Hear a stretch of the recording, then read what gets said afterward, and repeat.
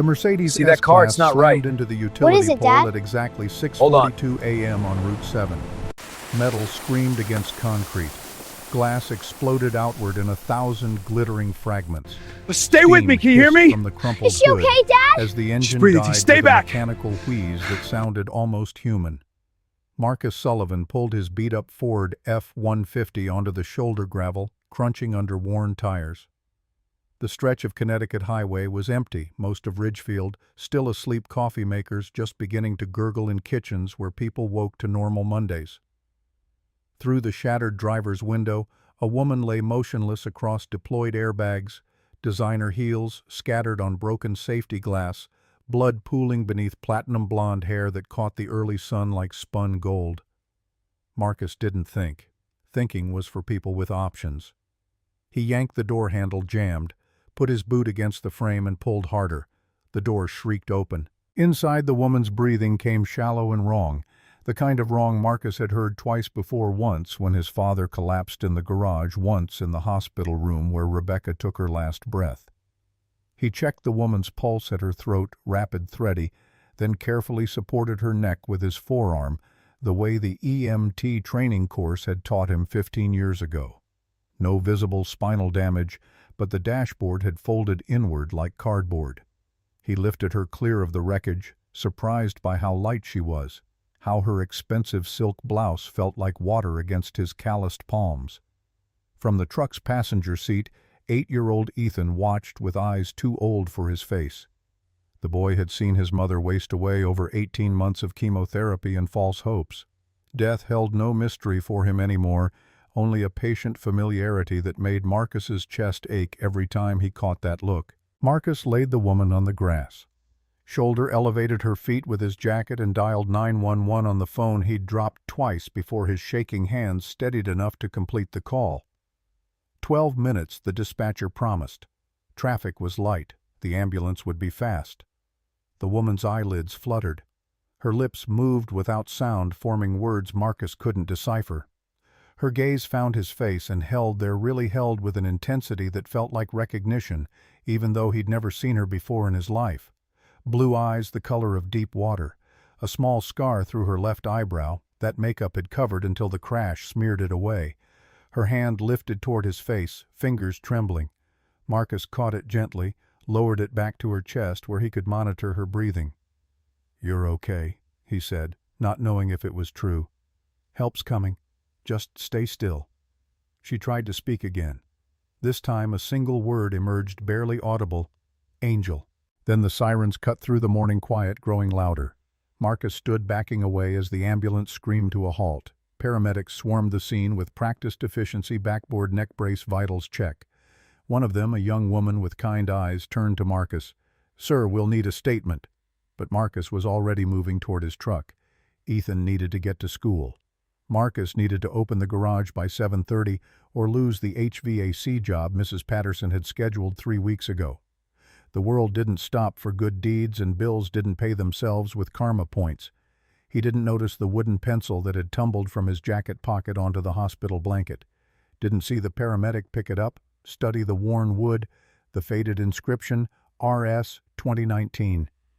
Ethan was silent for the first 5 minutes of the drive. Then as they passed the old Patterson farm where his mother used to buy fresh eggs every Saturday. "Is she going to die?" Marcus kept his eyes on the road. "Nobody. She'll be okay." "How do you know?" "Because I need to believe good things still happen. Because your mother didn't make it, and the universe owes us one. Because I can't explain to an 8-year-old that sometimes people just die and there's no reason and no fairness, and you carry that weight until it either crushes you or becomes part of your bones." She was breathing on her own. That's a good sign. Ethan nodded, unconvinced but willing to let it rest. The boy returned his attention to the sketchbook in his lap, adding shading to a drawing of their house, the one he'd drawn 17 times since Rebecca's funeral.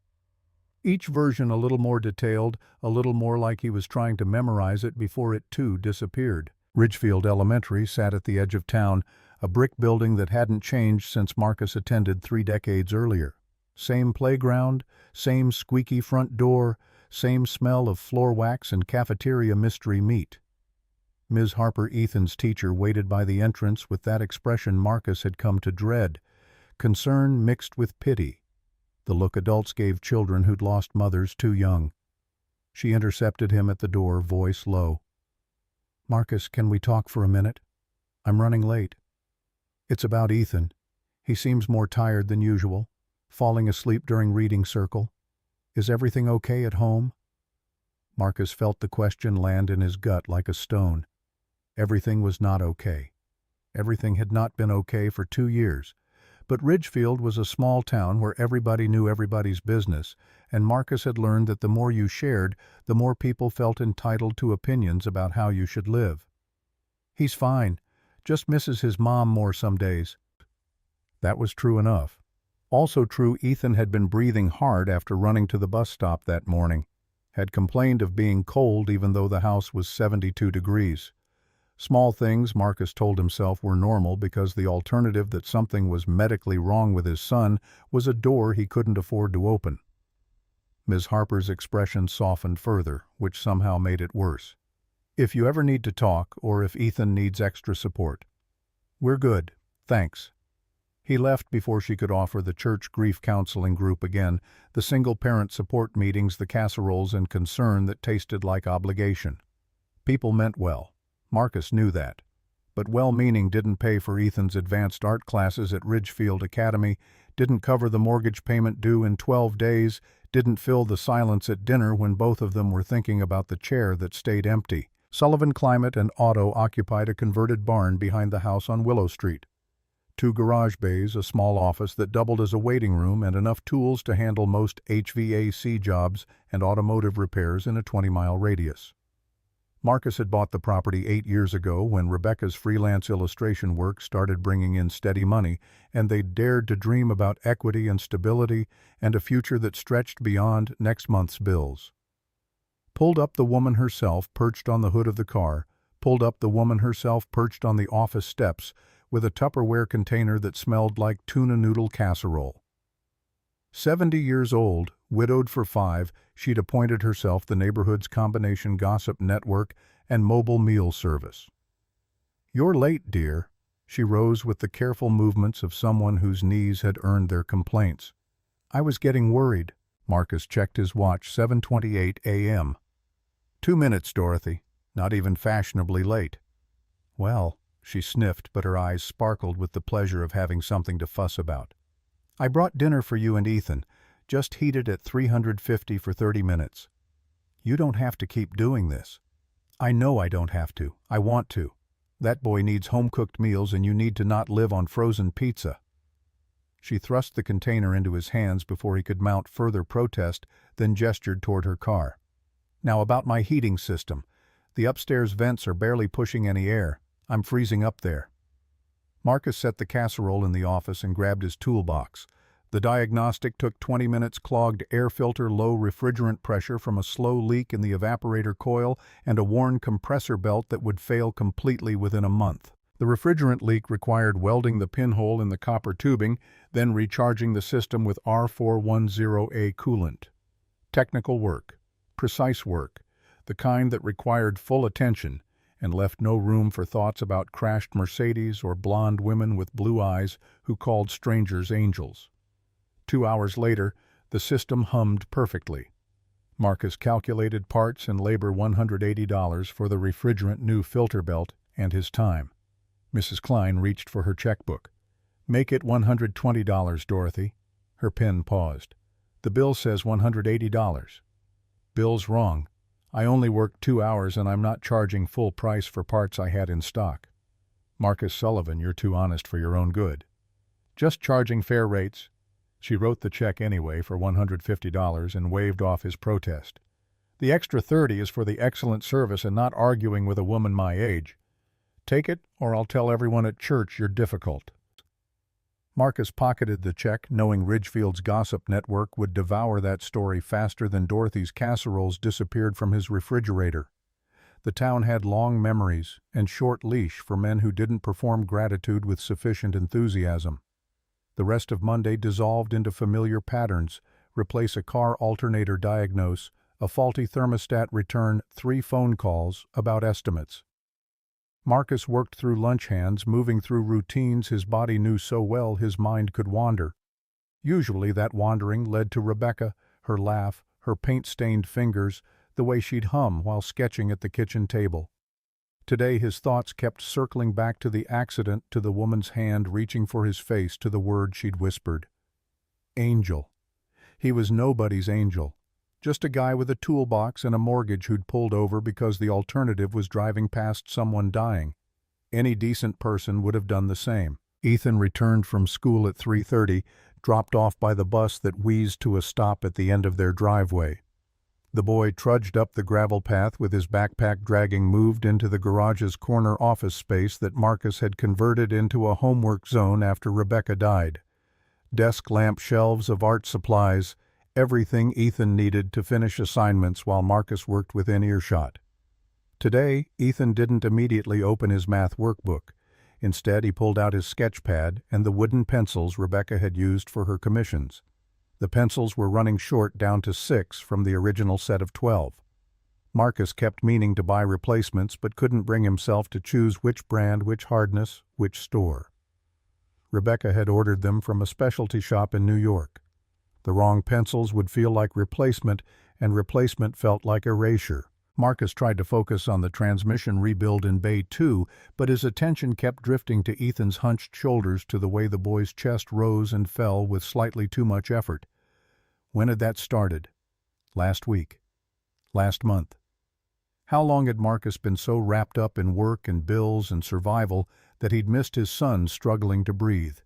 "You okay, bud?" Ethan didn't look up from his drawing. "Just ran from the bus stop." "It's 50 feet. I know." The words sat heavy between them, an admission neither wanted to examine. Marcus made a mental note to schedule a doctor's appointment, then immediately calculated the copay, $75, the time off work, half a day minimum, the probability of finding something wrong, better not to know, versus the probability of everything being fine, probably just needs more exercise. He shelved the thought. Ethan had his annual physical in November, 2 months away. They could wait 2 months. At 6 o'clock, Marcus locked the garage and they walked to the house together, boots crunching on gravel. The house smelled like tuna casserole warming in the oven, and the faint ghost of Rebecca's lavender lotion that Marcus swore still lingered in the upstairs bathroom, even though he'd long ago disposed of her toiletries. Photos of her covered the walls like a museum exhibit. Rebecca on their wedding day, Rebecca pregnant with Ethan, Rebecca at her first art show in Hartford. Marcus left them up because Ethan needed to remember his mother's face, needed to know she'd been real and present and loved them. Some nights Marcus wondered if he kept them up for the same reason, or if they'd become wallpaper background noise to a life that had learned to function around the absence. Dinner was quiet. Ethan pushed noodles around his plate, ate maybe a third before declaring himself full. Marcus didn't push. You couldn't force grief to have an appetite. After dishes, Ethan retreated to his room. Marcus heard the soft scratch of pencil on paper through the ceiling, the sound that meant his son was processing something too big for words. Drawing had become Ethan's primary language since the funeral. Where other kids talked through problems, Ethan sketched them. His mother's face growing hazier in his memory. The empty chair at breakfast. Families complete with mothers and fathers and children who didn't know what it meant to lose someone before they understood what loss was. Marcus pulled out the bills from the kitchen drawer. Mortgage $1,840, due October 1st. Utilities, $230. Truck insurance, $165, and the tuition notice for Ridgefield Academy's fall semester, $1,840, also due October 1st. He'd been putting off that last one for 3 weeks, hoping some miracle job would materialize. The academy wasn't necessary. Public school was free, but Rebecca had insisted Ethan needed their advanced art program, and Marcus couldn't bring himself to pull his son out of the school his mother had chosen. His business checking account showed $2,100. His personal savings held another $600 he'd been hoarding for emergencies. The mortgage had to be paid, or they'd lose the house. The tuition could theoretically wait, but the academy had a strict policy about late payments, and Marcus had already pushed his luck last semester. He ran the numbers 3 times, hoping math would shift in his favor through sheer force of will. It didn't.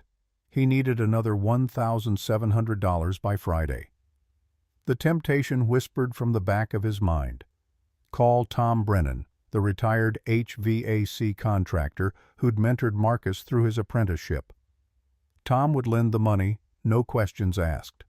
Or approach Pastor Mike at St. Mary's, explain the situation, accept the church's hardship fund. But loans came with expectations. Church charity came with strings. Once you accepted help, people felt entitled to opinions about your choices. Why pay for private school when public school was free? Why keep the big house when you could downsize? Why not remarry? Surely there were nice women at church who'd... Marcus had made it 2 years on his own. He'd make it through this month, too. He was closing the bill folder when his phone buzzed email notification from Ridgefield Academy. Reminder: fall tuition due October 1st. Late fees applied after October 5th. Marcus deleted it and went to bed, where he lay awake until 2 a.m. doing mental calculations that all ended the same way, broke by October 6th. Tuesday morning brought a surprise. Mrs. Patterson called with an emergency HVAC job. Her sister's restaurant's walk-in freezer had died overnight, $30,000 of inventory at risk. Could Marcus come immediately? He could. He did. The compressor had seized, burned-out motor, fixable but requiring parts he didn't stock. He called 3 suppliers, found the component at a place in Hartford, drove 90 minutes round trip to pick it up, installed it in the restaurant's sweltering kitchen, while line cooks swore in Spanish and Mrs. Patterson's sister paced like a caged animal. 4 hours later, the freezer hummed to life. The sister nearly wept with relief, wrote him a check for $850 without haggling over the price. Marcus deposited it on the way home, watched his business account tick up to $2,950, and felt something close to hope. Maybe he'd make it through October after all. That evening, a Honda Accord pulled into his driveway at 4:45 p.m., late enough that Marcus had started cleaning up for the day. The car was older, early 2000s, with that particular shade of beige that screamed rental or recent purchase from a budget lot. The woman who emerged wore jeans and a plain sweater. Dark hair pulled into a simple ponytail, minimal makeup. Pretty in an understated way, like someone who'd learned beauty was easier when you didn't advertise it. She approached the garage with hesitant steps, as if uncertain whether the open bay was an invitation or intrusion. "Excuse me, are you still open?" Marcus wiped his hands on a shop rag. "Technically closed, but I can take a look. What's the problem?" "My car's making this clicking sound. I don't know much about cars, I just moved here and I'm not sure where else to go." Her accent was educated neutral American, but with careful diction that suggested she'd trained herself out of something regional. East Coast, Marcus guessed. Money, definitely. Even dressed down, she carried herself with the posture of someone accustomed to being taken seriously. He gestured toward the bay. "Pull her in. Let's see what we've got." She parked the Honda carefully, precisely like someone used to valet service who'd recently learned to parallel park. Marcus popped the hood and immediately identified the problem: loose serpentine belt tensioner. Common issue in this model year, 15-minute fix, $20 in parts. "Belt tensioner's loose, $45 for parts, $30 for labor. I can do it now if you want, should take about 20 minutes. The woman's surprise was almost comical. "That's very reasonable. The place in Danbury quoted me $180. "They saw you coming." Marcus grabbed his socket set. "Let me get started." While he worked, the woman wandered the garage with that particular aimlessness of someone trying to look casual while cataloging everything. Her gaze lingered on Ethan's drawings taped to the office wall: landscapes, portraits, still lifes that showed technical skill far beyond third-grade expectations. Ethan chose that moment to emerge from the office, having finished his vocabulary homework. The boy froze when he saw the stranger reverting to the shyness that had calcified after Rebecca's death. Before he'd been outgoing, chatty. Now he treated unknown adults like potential threats. But the woman smiled without the forced cheer most people used around obviously bereaved children. "Did you draw these?" Ethan nodded, not quite making eye contact. Your perspective on this barn is incredible. You're using one-point perspective instinctively. Do you take classes? That got Ethan's attention. People usually said his drawings were cute or so good for his age. Nobody had ever mentioned technical terms like he might understand them. My mom taught me. His voice was barely audible. Before.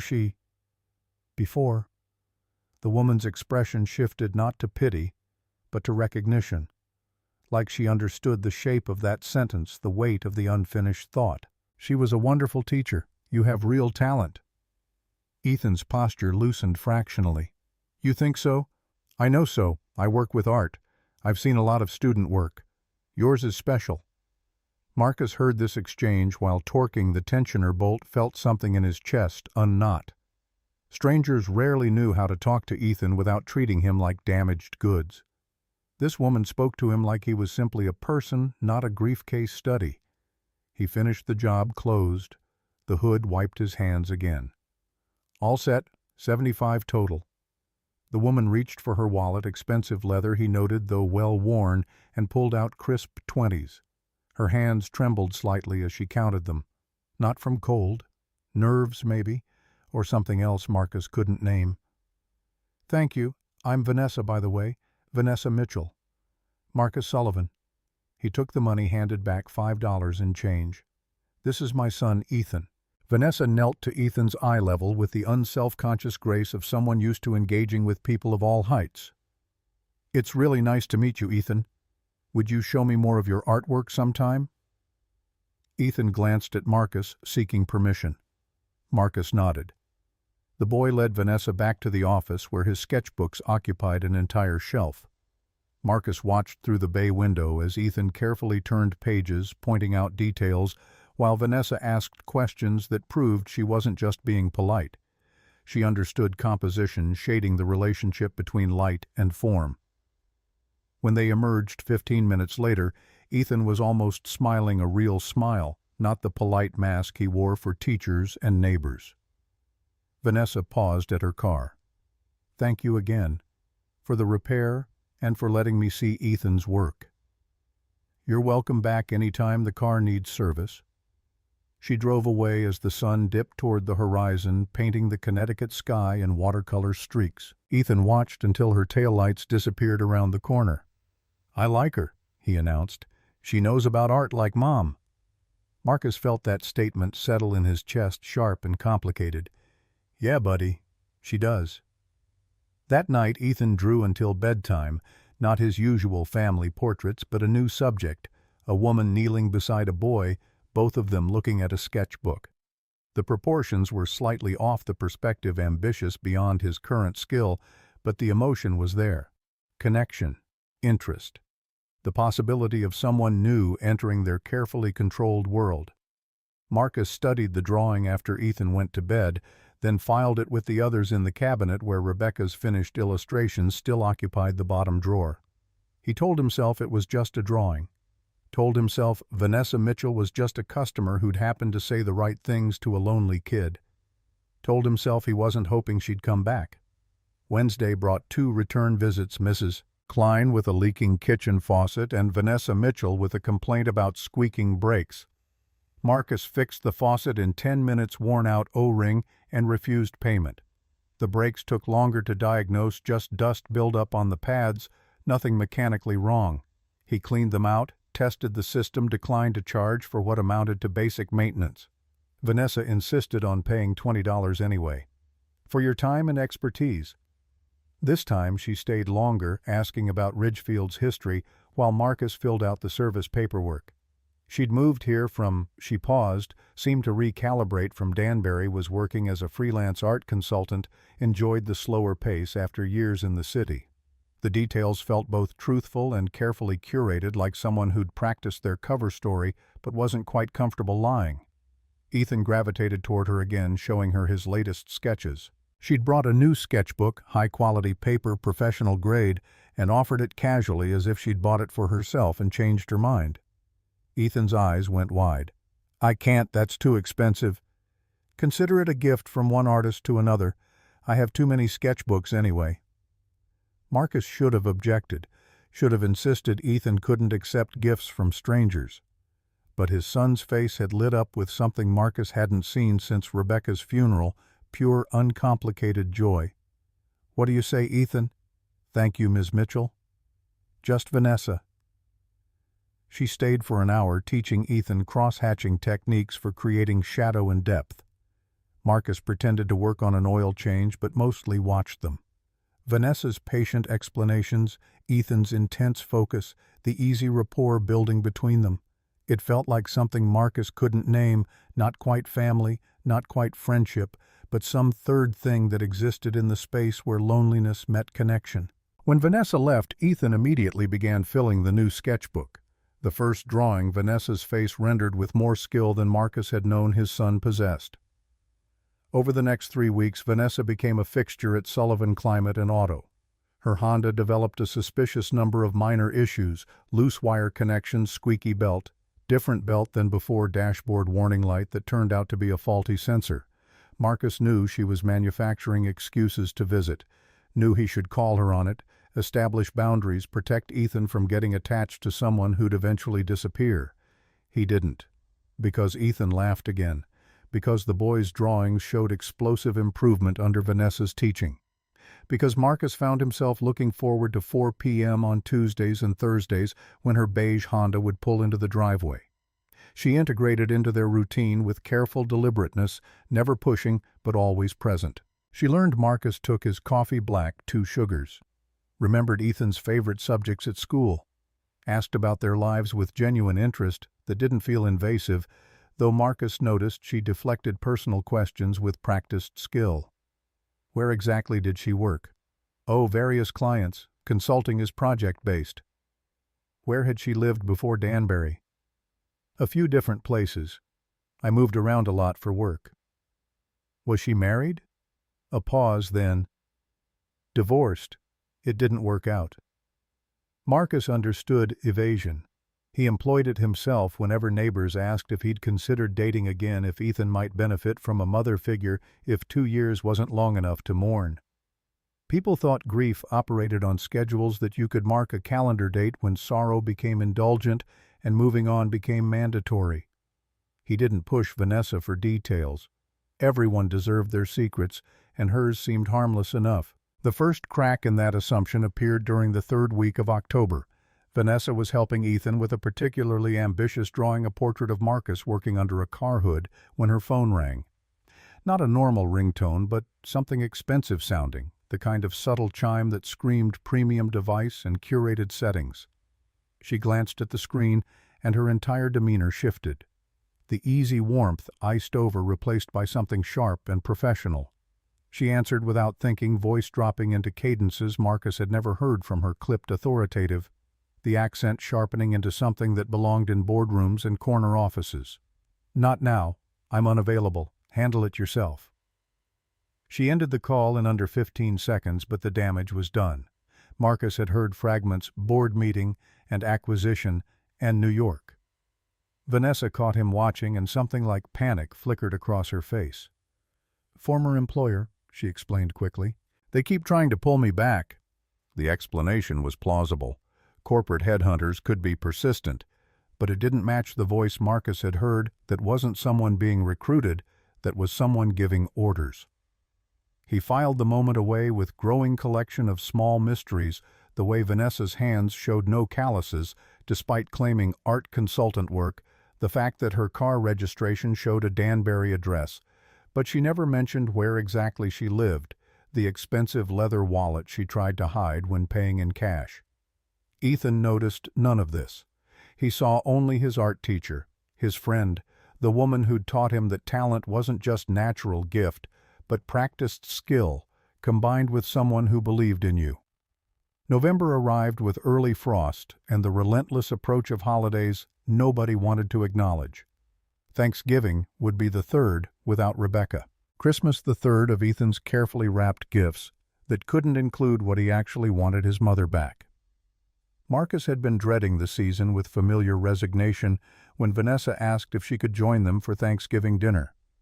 The question caught him off guard. He'd assumed she had family somewhere, obligations that would pull her back to wherever she actually came from. "You don't have plans?" "Not really. Divorced, remember, my family's complicated," Ethan answered before Marcus could consider the implications. "You should come. Dad makes the best turkey in Connecticut." It wasn't true.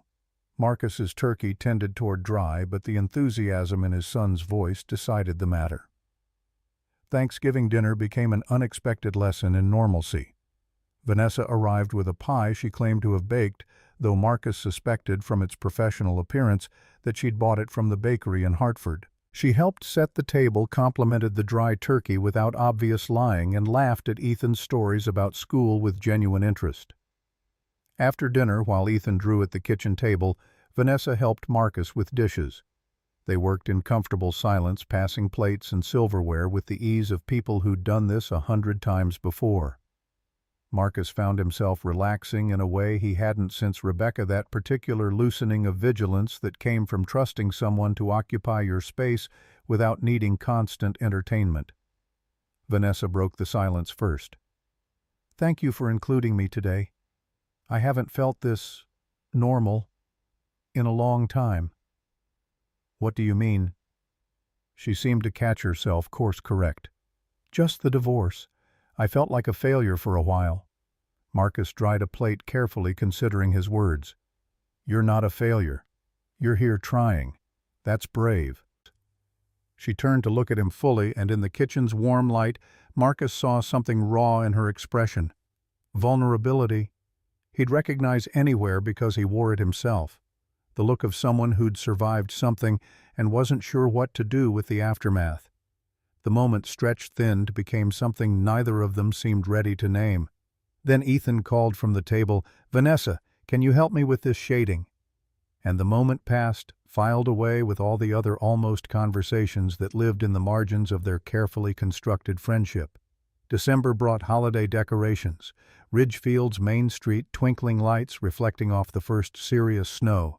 Vanessa helped Marcus and Ethan decorate their tree on a Friday evening, bringing ornaments she'd found at a consignment shop. Marcus noticed she'd been careful to choose inexpensive items, nothing that screamed money or privilege or the kind of resources that didn't match a freelance art consultant's income. They worked together stringing lights while Ethan directed their placement with artistic precision. The boy had become more animated over the past months, the shuttered quality he'd carried since Rebecca's death gradually opening. He laughed more readily, talked more freely, even mentioned occasionally that he was happy.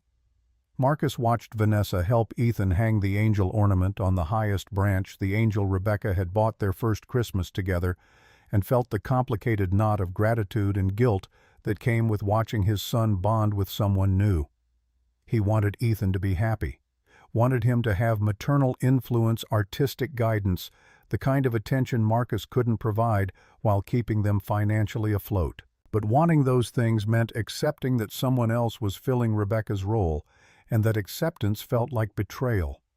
After Ethan went to bed, Marcus and Vanessa sat by the decorated tree, colored lights casting shifting shadows across the living room.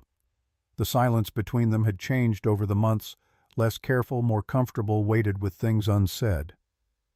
"I haven't felt this peaceful since Rebecca," Marcus heard himself admit. Vanessa's voice was soft. "Me neither. Since ever, maybe." That should have been a red flag. Should have prompted questions about why someone who seemed so put together claimed to have never known peace. But the tree lights were warm, and Ethan was happy upstairs, and Marcus was tired of always questioning good things.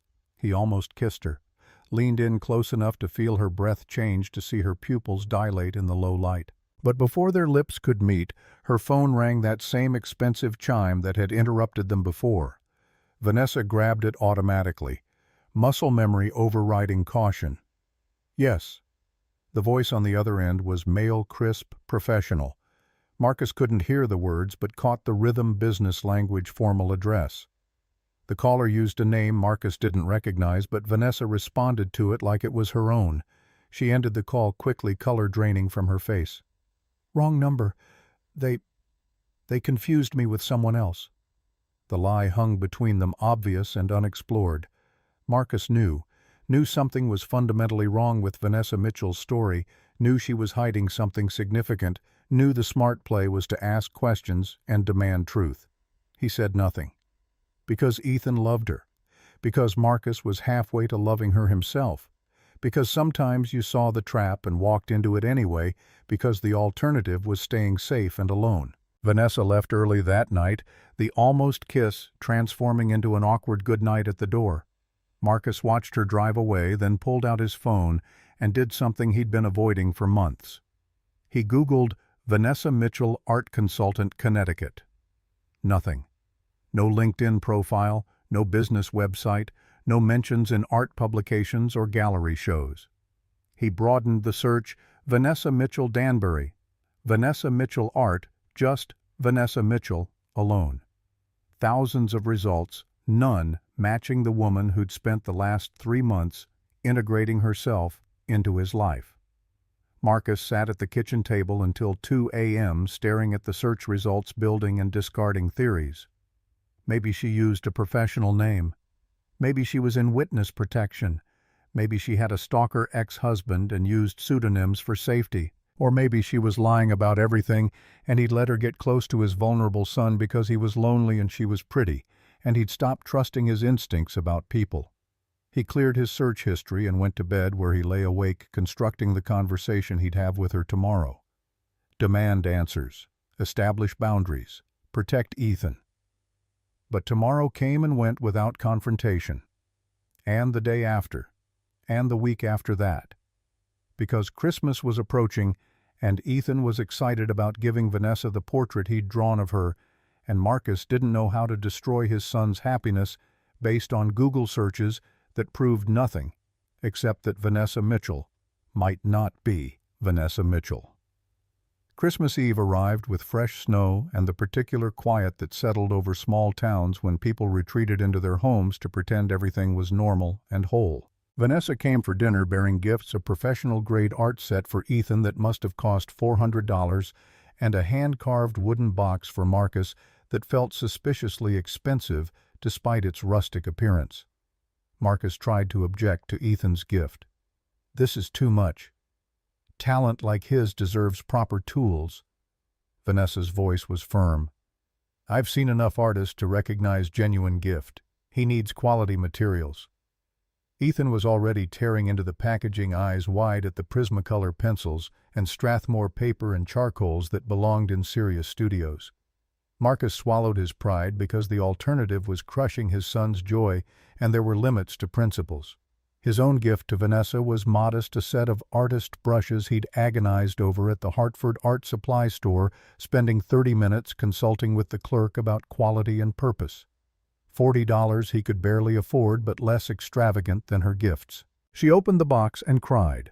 Actually cried, tears streaming down her face, while Marcus and Ethan watched in confusion. "I'm sorry, She wiped her eyes. "This is the first real gift anyone's given me in years." That statement landed wrong. Someone who could afford $400 art sets should have people giving her real gifts. Unless she'd been the one always giving, always buying, relationships transactional rather than reciprocal. Marcus filed that observation with all the others, the collection growing heavy. They spent Christmas evening like a family watching It's a Wonderful Life, while Ethan dozed between them on the couch, snow falling outside the windows, the tree lights reflecting in the glass. Marcus felt Vanessa's hand find his under the shared blanket, her fingers cold and trembling slightly. "Thank you," she whispered, "for this, for letting me be part of it." "You are part of it." And that was true, he realized. Somewhere over 3 months she'd stopped being Vanessa Mitchell, mysterious stranger with a suspicious past, and become simply Vanessa, the woman who taught his son to draw and made Marcus remember what it felt like to want someone's company. The thought terrified him. After Vanessa left late reluctantly with promises to visit the day after Christmas, Marcus stood at the window watching her taillights disappear. Behind him, Ethan shuffled into view, wrapped in his blanket.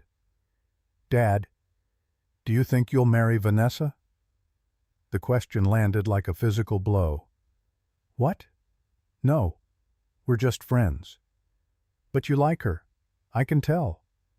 Marcus turned to face his son, this 8-year-old who'd learned to read emotions like technical drawings because his mother's illness had forced him to become fluent in unspoken grief.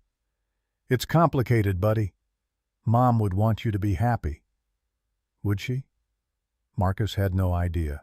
They'd never discussed what came after, because after was supposed to be retirement in Florida and grandchildren and growing old together.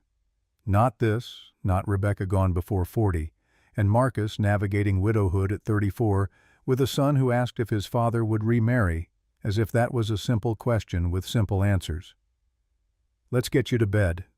He tucked Ethan in, turned off the light, and returned to the window where he stood for another hour watching snow accumulate on the driveway, thinking about women who appeared from nowhere with perfect timing and suspicious stories.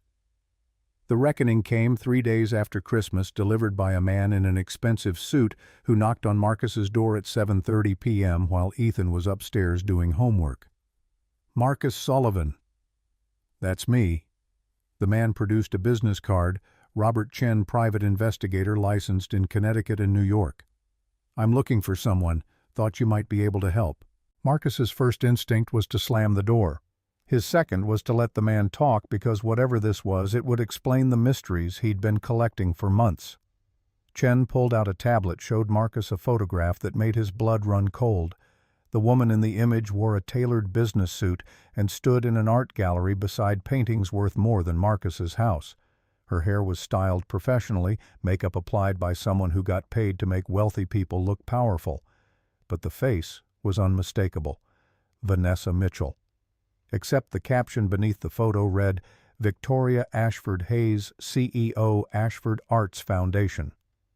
Chen's voice was professionally neutral, delivering information he'd probably shared 100 times in 100 different contexts. The woman you know as Vanessa Mitchell is actually Victoria Ashford-Hayes. Her family hired me 4 months ago when she disappeared from New York following a personal crisis.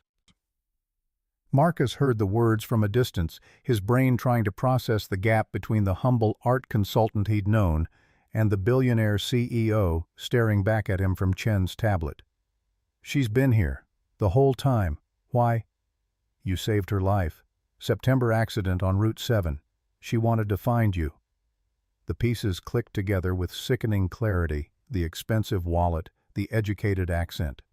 She tried to hide the way she'd known exactly how to teach Ethan because she ran an arts foundation, the mysterious phone calls from boards and acquisitions.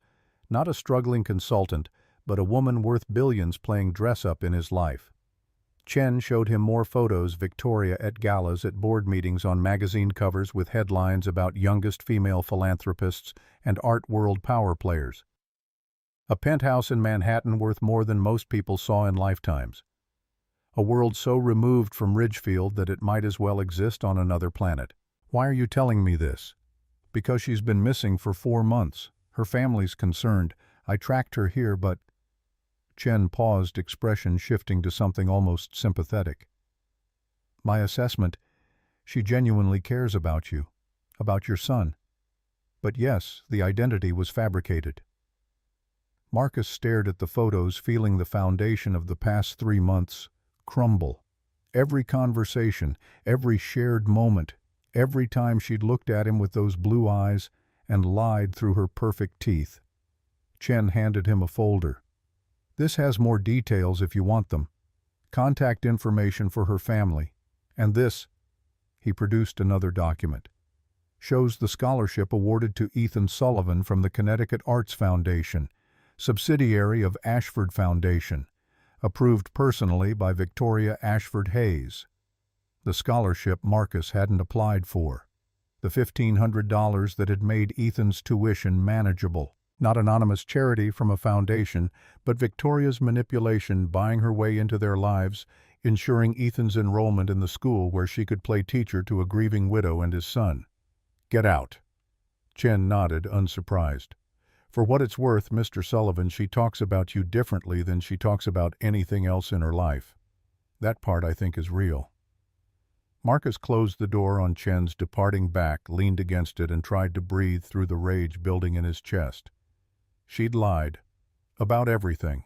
Her name, her work, her entire existence. She'd treated their lives like a social experiment playing at poverty, while her billions sat in Manhattan accounts, manufacturing car problems to justify visits, buying Ethan's trust with expensive art supplies and scholarships Marcus had thought came from legitimate foundations. She'd made Marcus believe he was falling in love with someone who didn't exist. Upstairs, Ethan called Dad. Who was that? Nobody, buddy. Wrong house. Marcus sat at the kitchen table, Chen's folder unopened in front of him. He should read it. Should learn exactly how rich Victoria was, how fabricated her story, how much of a fool she'd made him. But knowing wouldn't change the fundamental truth. The woman he'd invited into their home, into their grief, into the careful rebuilding of their lives, was a stranger wearing a mask. And tomorrow she was coming over expecting to spend New Year's Eve with them, like nothing was wrong. Marcus sat there until midnight, rage slowly crystallizing into something colder and more purposeful. Victoria wanted to play games with their lives. Fine. He'd show her exactly what happened when you treated real people like entertainment. The next afternoon arrived with gray skies and temperatures hovering just above freezing, the kind of day that matched Marcus's mood perfectly. He'd sent Ethan to spend the night at his friend Tyler's house, arranging the sleepover specifically so his son wouldn't witness what was about to happen. Vanessa's Honda pulled into the driveway at 4 o'clock, exactly when she'd said. She emerged with a smile that faltered when she saw Marcus's expression. "What's wrong?" Marcus pulled Chen's business card from his pocket, held it up between them like evidence in a trial. "Want to tell me who you really are, Victoria?" The color drained from her face. For 5 seconds she stood frozen, mask slipping, revealing the panic underneath. Then she tried to salvage it. "Marcus, I can explain. 4 months. 4 months of lies. Not everything was lies. Your name was a lie. Your job was a lie. Your entire life was a lie." Marcus heard his voice rising, didn't care. What was this? Some rich person's experiment, slumming with the working class to feel authentic? Victoria's composure cracked. "I was drowning in New York. The divorce, the pressure, the loneliness. I couldn't breathe. So you came here and lied to us, made up a person and played pretend. When you saved me, you didn't care who I was. You just helped. I needed to know if that was real, if people like you still existed." The words should have meant something. Maybe would have if Marcus hadn't spent the last 18 hours reviewing Chen's folder, learning exactly how wealthy Victoria Ashford-Hayes was, how the scholarship for Ethan was her personal manipulation, how she'd been monitoring them through Chen even after establishing contact. "You treated our lives like research, like we were your poverty tourism. No, I fell in love with you. Love."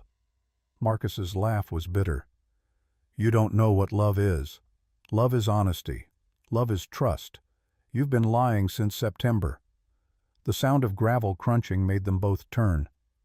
Ethan stood at the edge of the driveway, backpack slung over one shoulder. Tyler's mother's car was pulling away. She must have brought him home early. The boy's face showed confusion, rapidly shifting to comprehension as he processed Marcus's words. Victoria's tears, the tension crackling between them. "Vanessa, what's going on?" Victoria took a step toward him. "Ethan, I can explain. Her name's not Vanessa." Marcus couldn't stop the words, even knowing they'd hurt his son. "It's Victoria. She's been lying to us this whole time." Ethan's eyes went wide. "You lied about your name." Victoria knelt, trying to get to his level, but Ethan stepped back. "I'm so sorry. I should have been honest from the beginning. But everything I said about your art, about your talent, that was all true." "Did you lie about being my friend too?" "No, never. You're the most talented artist I've ever met, and I—" "Get out." Marcus's voice cut through her explanation. "Just get out." Victoria stood, tears streaming now, mascara tracking dark lines down her face. "Please, Marcus, let me explain more. Let me make this right." "There's nothing to explain. You're rich, we're not. You got bored with your real life, played pretend with ours, and now you can go back to your penthouse and your billions and forget all about the mechanic and his kid who were stupid enough to trust you. That's not the scholarship for Ethan. That was you, wasn't it? Buying your way and making sure we needed you." Victoria's silence was answer enough. "Get out." She looked at Ethan one last time, seemed about to speak, then simply whispered, "I'm sorry. For all of it." She walked to her Honda. Her rental Honda Marcus realized probably the cheapest car she could find to complete her disguise and drove away without looking back. Marcus and Ethan stood in the driveway until the taillights disappeared. The silence between them felt like something physical heavy enough to crush. "Dad, is Victoria coming back?" Marcus shook his head. Ethan nodded once, turned, and walked into the house.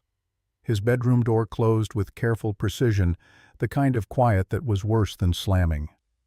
Marcus found the drawing later that evening, 3 figures under an oak tree, one of them erased so thoroughly only the faintest outline remained. The days after Victoria left moved like sludge through broken machinery. Marcus threw himself into work with the intensity of someone trying to outrun his own thoughts, 16-hour shifts that started before dawn and ended when his hands shook too badly to hold tools. Every HVAC system became a puzzle demanding total focus, every engine repair a problem with clear solutions and predictable outcomes. Unlike people, unlike trust, unlike the hole Victoria Ashford-Hayes had carved into his life and filled with expensive lies. Ethan stopped drawing entirely. The professional art supplies Victoria had given him sat untouched in their expensive case pushed to the back of his closet behind shoes that no longer fit. The boy moved through his days with mechanical efficiency, school homework, dinner bed, speaking only when directly addressed, his responses monosyllabic and carefully neutral. Ms. Harper called on the 4th day. Ethan's grades were slipping. He'd fallen asleep during math class twice. Had Marcus considered counseling? Marcus hung up mid-sentence and deleted her voicemail before she could leave a follow-up message. Mrs. Klein appeared on the 7th day, casserole in hand, questions in her eyes. She found Marcus in the garage at 9 p.m. replacing brake pads on a job that could have waited until morning. "That nice Vanessa girl hasn't been around lately." Marcus didn't look up from the brake caliper. "She moved back to the city." "Sudden, wasn't it?" "Some things are, Mrs." Klein set the casserole on the workbench, studied Marcus with the particular intensity of someone who'd known him since he was Ethan's age. "Son, I've watched you survive your father's death, your wife's cancer, and 2 years of single parenthood. I've never seen you look this angry." "I'm fine, Dorothy." "You're working yourself to death, and that boy upstairs is grieving someone who's still alive. That's not fine." Marcus torqued the caliper bolt with more force than necessary. "She lied to us. About everything. We're better off without her." "Are you—" Mrs. Klein didn't wait for an answer. "That girl looked at you like you hung the moon. Looked at Ethan like he was precious. Whatever she lied about, those feelings weren't fake." "How would you know?" "Because I buried a husband who loved me for 47 years. I know what real looks like even when it's wrapped in mistakes." She left the casserole and her unwanted wisdom, closing the garage door with deliberate gentleness that felt worse than slamming. Marcus worked until midnight, came inside to find Ethan's light still on. He climbed the stairs, found his son staring at the ceiling sketchbook closed on the nightstand. "Can't sleep, buddy." Ethan's voice was small in the darkness. "I miss her." The admission hit Marcus in the chest like a wrench to the sternum. "I know. Is she ever coming back?" Marcus wanted to lie to soften it, to give his 8-year-old son some cushion against the truth. But Rebecca's death had taught them both that false hope hurt worse than honest grief. "No, Ethan, she's not." The boy nodded, rolled toward the wall, and said nothing else.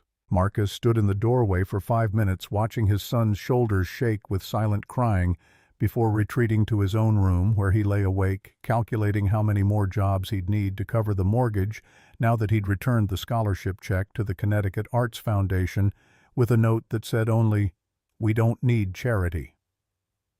The check sat in his wallet for 3 days before he mailed it.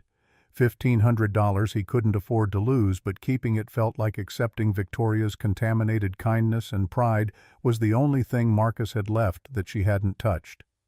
By the third week of January, Ridgefield had become unbearable. Every street corner held memories of Victoria's Honda pulling up, every neighbor's sympathetic look felt like judgment, every well-meaning question about that nice art consultant made Marcus want to put his fist through drywall. The decision to leave came suddenly crystallized one morning when Marcus found Ethan crying in the garage, clutching one of the expensive Prismacolor pencils Victoria had given him. "I want to throw them away, but I can't. They're the best pencils I've ever had, and I hate her, and I miss her, and I don't know what to do." Marcus knelt beside his son, took the pencils, studied the quality craftsmanship that probably cost more than his grocery budget. "Keep them. They're yours now. What she did doesn't change that they're good tools. But every time I use them, I think about her. Then maybe we need somewhere new, where we don't think about her every day." The idea took root fast. Marcus had been treading water in Ridgefield since Rebecca died. Same town, same people, same sympathetic casseroles and pitying looks. Starting fresh somewhere else wouldn't erase Victoria's betrayal, but it might dilute it, spread the hurt thin enough to function through. He researched cities for 3 days, not too big, not too small, close enough to visit Ridgefield if needed, but far enough to feel like genuine escape. Hartford emerged as the obvious choice, 45 minutes north, big enough for anonymity, small enough to afford on his income. The job posting appeared like Providence Brennan's HVAC and auto-seeking senior mechanic. Owner retiring, looking for reliable help with potential buyout opportunity. Marcus called, got an interview for the following Tuesday, drove up, and impressed Tom Brennan within 20 minutes by diagnosing a compressor problem 3 other mechanics had missed. Tom was 62, built like someone who'd spent 40 years wrestling air conditioning units into submission with hands that showed every scar and story. "You're good. Where'd you train?" "Trade school in Bridgeport. Apprenticed under Frank Morrison for 6 years before opening my own place." "Frank Morrison. Hell, I know Frank. Good man. Heard he retired to Arizona." "5 years ago. Hips gave out." Tom nodded, the gesture of someone who understood that bodies were just machines with expiration dates. "Job's yours if you want it. 65,000 salary plus benefits. Better insurance than you've got now, I'd bet." Marcus thought of Ethan's school physical coming up, the way his son had been breathing harder lately. The doctor's appointment he kept postponing because the copay felt like an impossible expense. Better insurance meant actually using it. "When can I start? How's February 1st sound?" They shook on it. Calluses meeting calluses, the kind of agreement that didn't require paperwork to feel binding. Telling Ethan about the move required more courage than Marcus had anticipated. The boy had already lost his mother, his home stability, and the woman he'd started to think might fill some of the emptiness Rebecca left. Now Marcus was asking him to surrender his school, his friends, the familiar geography of a childhood already fragmented by loss. They sat at the kitchen table, the same table where Rebecca had sketched while Ethan did homework, where Victoria had taught drawing techniques, where too much history lived in the wood grain. "We're moving to Hartford. New city, new school, new start." Ethan's face showed no surprise, only the resignation of someone who'd learned that adults made decisions and children endured them.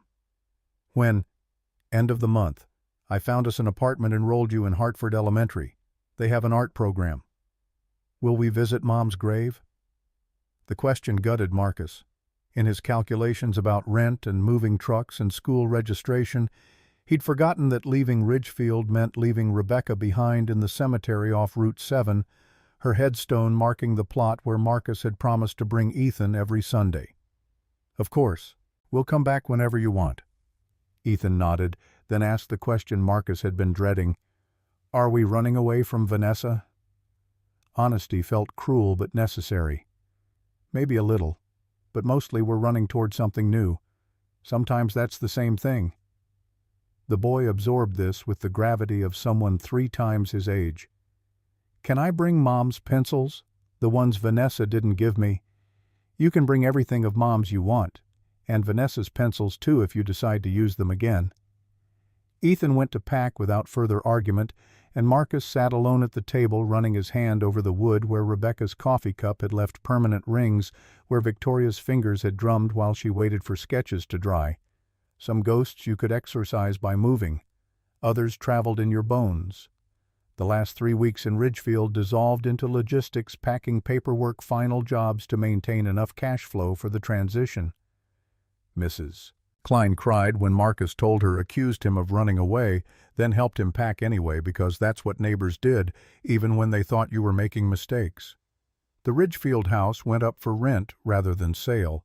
Marcus couldn't bring himself to permanently sever the tie, not when Rebecca's parents had signed the deed over as a wedding gift, not when Ethan's first steps had happened in the living room, not when selling felt like admitting that chapter had truly closed. On moving day, Marcus and Ethan loaded the F-150 with everything that mattered: tools, clothes, Rebecca's paintings, Ethan's sketchbooks. The furniture stayed, the renters wanted it furnished, and Marcus wanted the excuse to start fresh with pieces that didn't carry memories in every scratch and stain. Mrs. Klein stood in the driveway as they pulled away, waving with one hand and wiping her eyes with the other. In the rearview mirror, Marcus watched Ridgefield shrink, the town that had held his entire adult life, condensing to postcard size and then vanishing around a curve. Ethan stared out the window, silent, until they passed the cemetery. Then, so quietly, Marcus almost missed it. "Bye, Mom. Bye, Vanessa." The Hartford apartment sat above Rosie's Deli on Main Street, 2 bedrooms, decent light close enough to Brennan's that Marcus could walk to work. The building smelled like fresh bread and garlic, sounds of the deli's kitchen rising through the floor at all hours. Ethan's room faced east, morning sun flooding through windows that Marcus immediately recognized as perfect for drawing if his son ever picked up a pencil again. They unpacked in silence, arranging their truncated lives into unfamiliar spaces. Marcus hung Rebecca's paintings in the living room, established the same layout they'd had in Ridgefield, because some continuity mattered. Ethan set up his desk, organized his school supplies with meticulous care, and placed the expensive art set from Victoria in the bottom drawer, visible but untouched. Hartford Elementary was bigger than Ridgefield, more diverse, humming with the organized chaos of 300 students who didn't know Ethan Sullivan as the kid whose mom died. Here he was, simply new, and new was a kind of invisibility Marcus hoped would let his son heal. The art teacher, Mr. Kowalski, was 50-something with paint permanently embedded under his fingernails, and the distracted enthusiasm of someone who lived more in creativity than reality.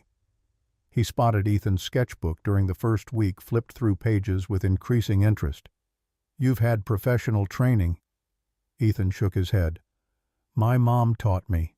And someone else." "Well, they taught you well.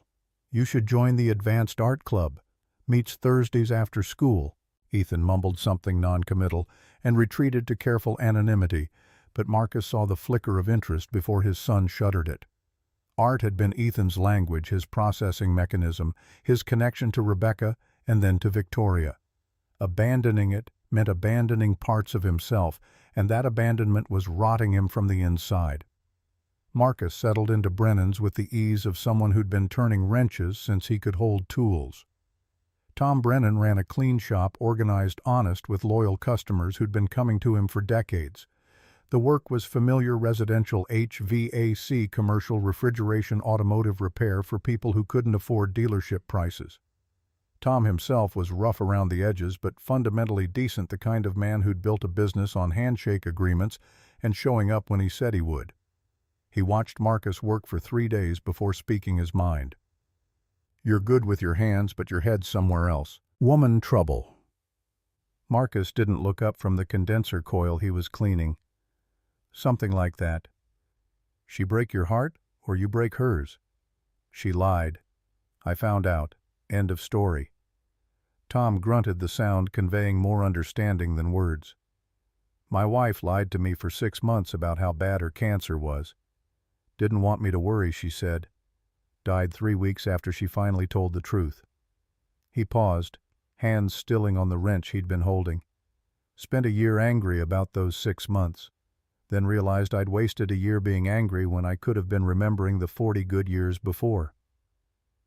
Marcus wanted to argue that it wasn't the same, that Victoria's lies were different, that protecting someone from worry wasn't the same as fabricating your entire identity.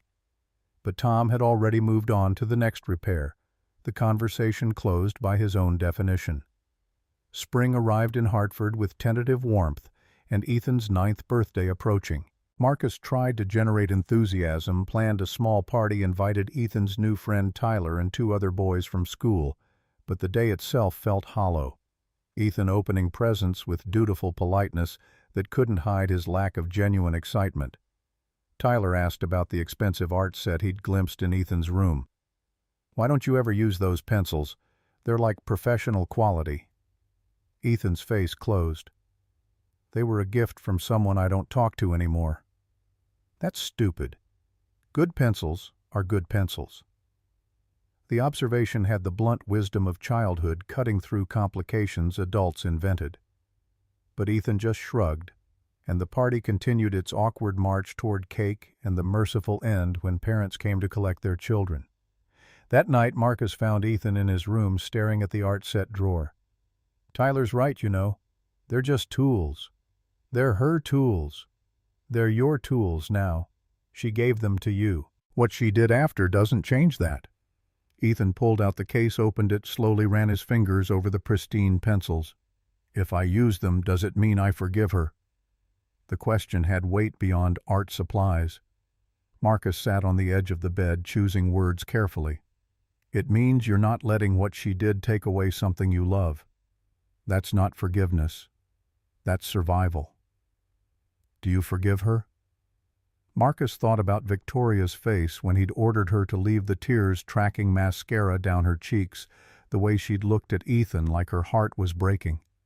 Thought about Mrs. Klein's words about Tom's story, about the possibility that people could lie for complicated reasons and still mean the important parts.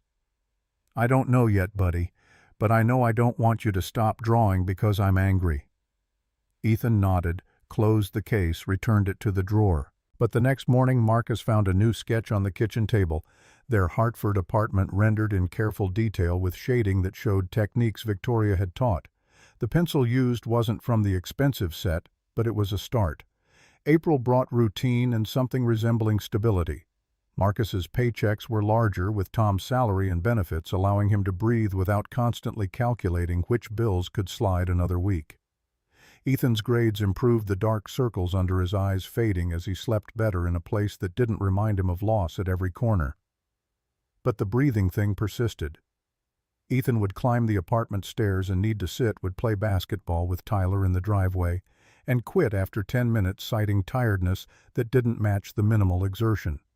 Marcus noticed, filed it away, told himself it was normal for kids to be lazy, to prefer drawing to sports, to need more rest during growth spurts. The denial held until the first week of May.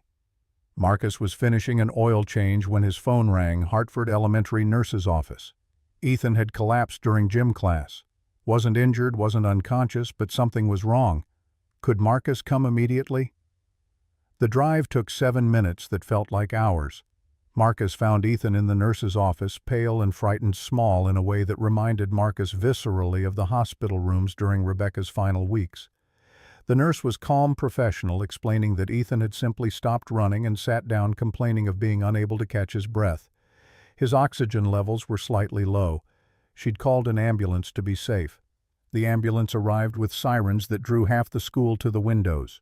Ethan was loaded onto a gurney despite his protests that he was fine, just tired, didn't need all this fuss. The EMTs were gentle but thorough, running preliminary vitals that made them exchange glances Marcus couldn't interpret. Connecticut Children's Medical Center was 40 minutes away, traffic permitting. Marcus followed the ambulance in his truck, hands white-knuckled on the steering wheel, mind racing through worst-case scenarios he'd spent 2 months trying not to imagine. The emergency room was controlled chaos, nurses, doctors, machines that beeped and whirred with technological efficiency.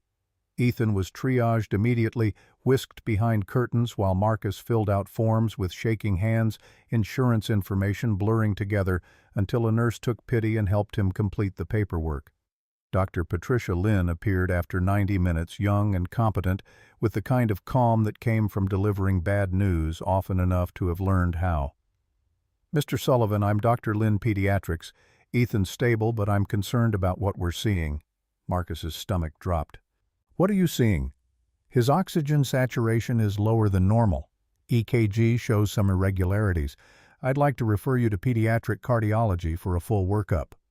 The word cardiology landed like a fist. "His heart?" "Possibly. Could be nothing, could be something we need to monitor. Better to know than guess." She handed him a referral sheet. "Dr. William Henderson is excellent. He'll want to do an echocardiogram, probably a stress test. The scheduler will call you tomorrow to arrange." Marcus took the paper with numb fingers, nodded through the discharge instructions, signed forms he didn't read. Ethan was released with instructions to avoid strenuous activity until the cardiology appointment to monitor for shortness of breath or chest pain, to return immediately if symptoms worsened. They drove home in silence. Ethan stared out the window, processing fear in whatever private space he'd built for emotions too big to share. Marcus gripped the steering wheel and tried not to think about Rebecca's cancer diagnosis, the way it had started with probably nothing and ended with 18 months of agony and a funeral. Tom gave Marcus the next day off without questions, just family first, work can wait. The cardiology appointment was scheduled for the following Tuesday, 5 days that crawled past like wounded animals. Marcus researched pediatric heart conditions online until 3 a.m., scaring himself with mortality statistics and surgical complications before forcing himself to close the laptop and accept that Google couldn't predict Ethan's future. Dr. William Henderson's office occupied the 3rd floor of the medical center, decorated with bright colors that failed to disguise the underlying reality of sick children. Henderson himself was 45, broad-shouldered, with a Texas drawl that softened the clinical precision of his questions. "Ethan, you play any sports?" Ethan shook his head. "Not really. I get tired." "How long you been getting tired?" The boy looked to Marcus, who realized with sick certainty that he didn't know. Months, a year. How long had he been too wrapped up in work and bills and Victoria's betrayal to notice his son struggling to breathe? "A while," Ethan admitted. "Since before we moved." Henderson nodded, made notes, asked more questions with the thoroughness of someone who knew that details mattered. Then came the tests: echocardiogram, stress test, CT scan. Ethan endured them with the stoicism of someone who'd spent time in hospitals during his mother's illness, who knew that complaining didn't change outcomes. The results meeting happened 2 days later. Henderson pulled up images on his computer, showed Marcus a cross-section of Ethan's heart that looked like abstract art. "Your son has an atrial septal defect, hole between the upper chambers of his heart. He's had it since birth." Marcus's mouth went dry. "How did we not know? Small ASDs don't show symptoms in young children, but Ethan's is moderate and getting worse. Without intervention, he'll develop pulmonary hypertension, heart failure." The words heart failure echoed in Marcus's skull. "What intervention?" "Open heart surgery. We go in, patch the hole. Success rate is 98%. It's routine, relatively speaking." Relatively speaking. As if any surgery where they cracked open your child's chest could be routine. "When?" "Soon, 3 to 4 weeks. Any longer, and we risk permanent damage." Marcus nodded mechanically. Asked questions, he'd forget the answers to signed consent forms that gave strangers permission to cut into his son's heart. The financial counselor appeared before they left, kind eyes, apologetic voice, delivering numbers that made Marcus's vision swim. "With your insurance, out-of-pocket costs will be approximately $47,000. $47,000. Marcus had $8,000 in his account. Tom's salary was good, but not that good. The Ridgefield house wasn't sold, couldn't be liquidated fast enough. He'd returned Victoria's scholarship check, burned that bridge with self-righteous fury that now felt like catastrophic stupidity. Payment plans. "Of course, we can structure something over 5 years, but the surgery needs to happen regardless of payment arrangements." Marcus left the office with Ethan, the boy, quiet and frightened in ways he couldn't articulate. They sat in the truck for 10 minutes before Marcus could trust himself to drive, staring at the hospital's glass facade while his mind raced through impossible calculations. He could beg, could call Tom for a loan approach the church, start a GoFundMe and expose their desperation to public charity, could swallow every ounce of pride and do what needed doing to save his son's life. Or he could call Victoria. The thought arrived, unbidden, unwelcome, immediately dismissed. Victoria had lied, manipulated, played games with their lives. Accepting help from her meant admitting he needed her, meant validating her money as the solution to problems his honest work couldn't solve. It meant everything he'd told himself about self-sufficiency and dignity crumbling under the weight of medical reality. No. He'd find another way. Had to find another way. That night Marcus called Tom, explained the situation with a humility that tasted like battery acid. Tom didn't hesitate. "I'll give you 2 months' salary advance. Call it $12,000. You don't pay it back, you work it off over the next year." Mrs. Klein sent $500 despite Marcus's protests, along with a note that read, "Your pride isn't worth Ethan's life." St. Mary's Church organized a fundraiser bake sale car wash GoFundMe page that Marcus hated but didn't refuse. The Ridgefield community rallied, despite his leaving, raising $6,200 in donations from people who remembered Rebecca's funeral and couldn't stand to see another tragedy hit the Sullivan family. Marcus tallied it obsessively, Tom's advanced church donations, his own savings. $25,400, still $21,600 short, with the surgery scheduled for May 15th.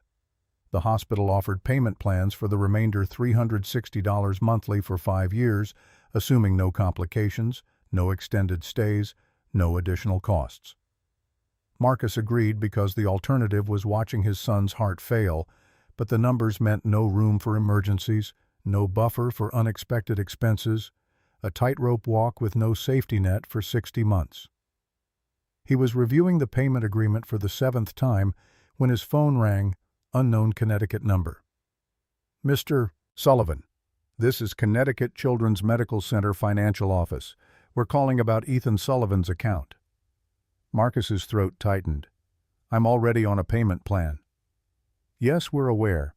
I'm actually calling because an anonymous donation has been made to Ethan's surgical fund, $25,000. The world tilted. What? Who? The donor requested complete anonymity. The funds were processed through the Connecticut Arts Foundation. Connecticut Arts Foundation, Victoria's subsidiary, the same foundation that had offered Ethan's scholarship the check Marcus had returned in righteous fury. She'd done it anyway. Found another way to insert her money into their lives to prove that his pride was performance and her wealth the ultimate answer. Marcus wanted to refuse it, wanted to call the hospital back and reject the donation, send it back to whatever account Victoria had used, prove that he meant what he'd said about not needing her charity. But that $25,000 meant Ethan's surgery was fully covered, meant no payment plans, no 5 years of financial tightrope. Meant his son lived without Marcus choosing between medical care and keeping a roof over their heads. He thought about what Mrs. Klein had said about pride versus Ethan's life. Thought about Tom's story of wasted anger. Thought about the fact that Victoria had done this, knowing Marcus might refuse, knowing he'd see through the anonymity, and had done it anyway because Ethan's survival mattered more than Marcus's forgiveness. The rage that had sustained him for 4 months cracked, and underneath it, Marcus found something more complicated, the possibility that people could be wrong and right simultaneously, that betrayal and love could coexist, that the woman who'd lied about everything might have been telling the truth about the only things that mattered. He didn't call the hospital back to refuse, didn't call Victoria to thank her, simply sat with the knowledge that his son would live and that Victoria Ashford-Hayes had saved him twice now, once from a car wreck, once from insurmountable debt. Whether that canceled out 4 months of lies, Marcus didn't know, but it was enough to make him stop running. The morning of May 15th arrived with surgical precision, clear skies, moderate temperature, the kind of day that held no opinion about life or death. Marcus and Ethan checked into Connecticut Children's Medical Center at 5:30 a.m.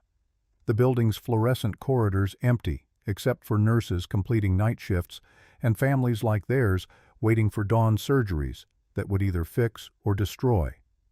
Ethan changed into the hospital gown without complaint, sat on the pre-op bed with his legs dangling, looking smaller than 9 years should allow. The anesthesiologist explained the process in child-friendly language that couldn't disguise the underlying reality. They would put him to sleep, stop his heart, fix the hole, restart everything, and hope his body remembered how to function.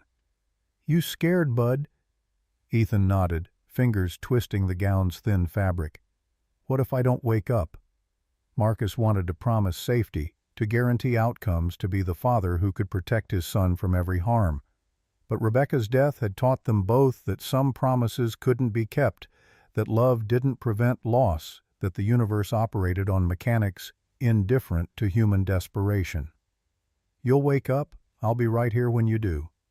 The nurses came at 6:45, wheeling Ethan toward the operating suite on a gurney that made his small body look even more fragile. Marcus walked alongside until the double doors marked "Authorized Personnel Only," where a nurse with kind eyes gently but firmly indicated he couldn't go further. Ethan reached for Marcus's hand one final time. "Dad, tell Mom I said hi." The words fractured something in Marcus's chest. "Tell her yourself when you wake up." Then the doors swung shut, and Ethan disappeared into fluorescent brightness, leaving Marcus alone in a hallway that smelled like antiseptic and other people's fear. The surgical waiting room occupied the second floor, beige walls, uncomfortable chairs, outdated magazines, and a coffee station that produced liquid barely distinguishable from motor oil. Marcus claimed a seat near the window, pulled out his phone to call Tom with an update, and froze when he heard the distinctive click of expensive heels on hospital tile. Victoria Ashford-Hayes walked through the waiting room entrance like she belonged there, dressed in a tailored suit that probably cost more than Marcus's monthly rent, but somehow looked wrong in the institutional lighting. Her hair was pulled back severely, makeup minimal, and her eyes carried the exhaustion of someone who'd driven through the night to arrive by dawn. She stopped 3 feet from Marcus, close enough for conversation, but respecting the distance his body language demanded. "I heard about the surgery. I had to come." Marcus should have been angry, should have demanded to know how she'd found out, whether she'd been monitoring them through Chen or hospital staff, or whatever resources billionaires use to track people who wanted nothing to do with them. But he was too tired for rage, too hollowed out by fear to maintain the walls he'd built. "The $25,000. That was you." Victoria didn't deny it. "Yes. I didn't ask for your help. I know you didn't, but Ethan needed it." She moved closer cautiously, like approaching something wounded. "How long is the surgery?" 4 to 5 hours. They said we'd know more around 11. "Can I wait with you?" The question hung between them, weighted with 4 months of silence and everything unsaid. Marcus had spent those months convincing himself he was better off without her, that her lies invalidated whatever they'd built, that his anger was justified and permanent. But sitting in a surgical waiting room at 7 a.m., watching the clock count down, his son's heartbeat's justified anger felt like a luxury he couldn't maintain. "It's a free country." Victoria sat 2 chairs away, close enough for presence but not presuming intimacy.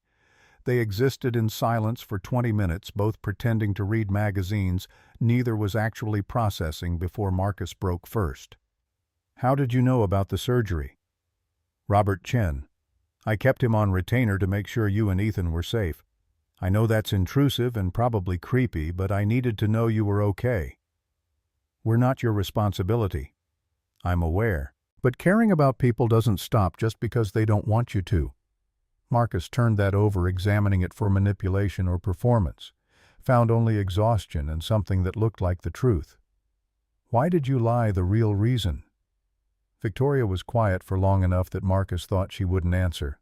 Then, "I just finalized my divorce. My husband Preston married me for money and spent 6 years proving it. After the lawyers and the prenup battle and watching someone I thought I loved care more about my bank account than my humanity, I was drowning. She stared at her hands, fingers twisting a ring that was no longer there. When you pulled me from that car, you had no idea who I was. You just helped because someone needed help. I hadn't experienced that kind of uncomplicated decency in years, maybe ever. So you came to Ridgefield to study me like a lab rat. I came to understand if good people still existed, if there was a version of life where someone could see me as just Victoria, not Ashford-Hayes the billionaire. Her voice cracked slightly. I never meant to fall in love with you. Never meant to hurt Ethan. I just wanted to know if the world I'd been living in, transactional, hollow, everyone wanting something, was the only world there was. Marcus heard the pain underneath her words, recognized the shape of it, because he'd carried similar weight.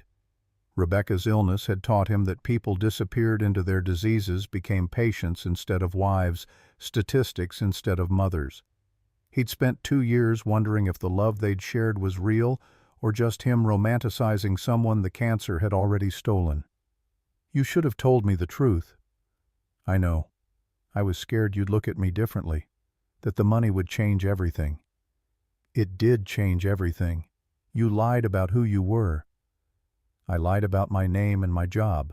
But how I felt about you, about Ethan, that was the most honest I've been in my entire life.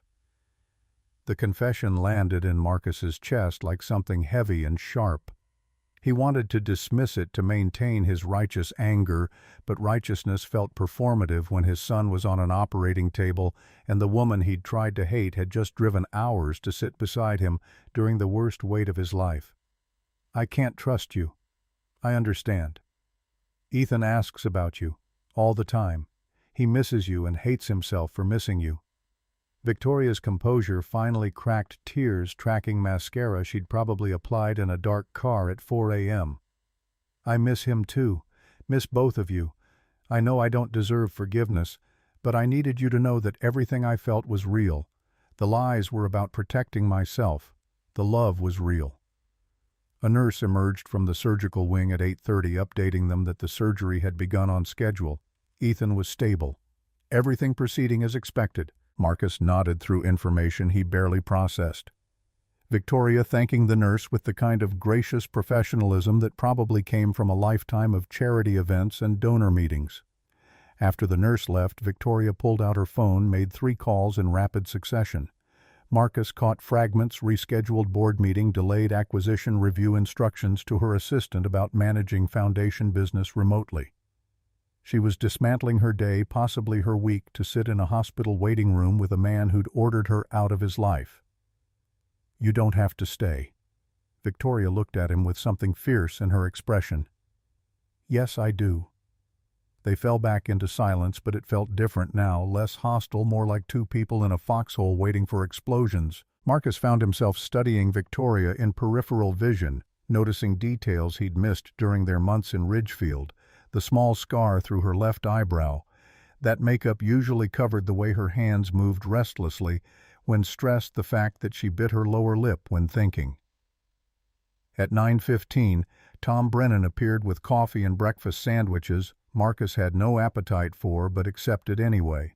Tom's eyes widened slightly when he saw Victoria processing her expensive suit and obvious connection to Marcus, but he was too tactful to ask questions. Thought you could use fuel. Surgery this big, you need to keep your strength up. Marcus made introductions with careful neutrality. Tom, this is Victoria. Victoria Tom Brennan, my boss and friend.